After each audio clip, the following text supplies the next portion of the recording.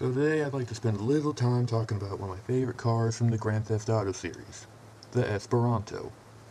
Now the Esperanto first made its debut in Grand Theft Auto 3.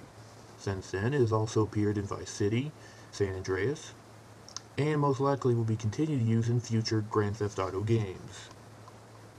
Now the Esperanto bears a striking similarity between the Cadillac Eldorados of the 1970s. Big, bulky, blocky. Now, changes to the Esperanto have been very minor, only receiving a few updates to the grille, nothing really major unlike some of the other cars in the Grand Theft Auto series. Now, the most important thing about any car in Grand Theft Auto is, how does it perform? Well, the Esperanto has really lousy acceleration, very sluggish.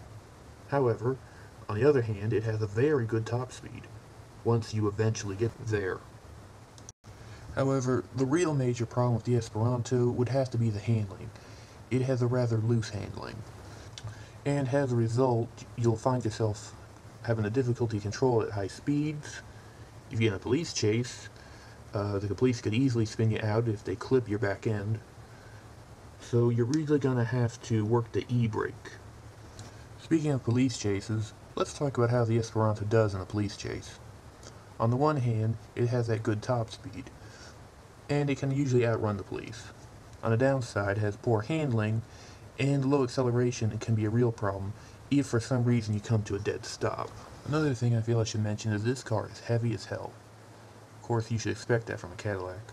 Anyway, the way this car is great for ramming police barricades. Unfortunately, the car is also very difficult to stop once it gets going, and that can be a real issue. Now, let's do a quick recap of what I've just talked about, discussing the pros and cons. Pros: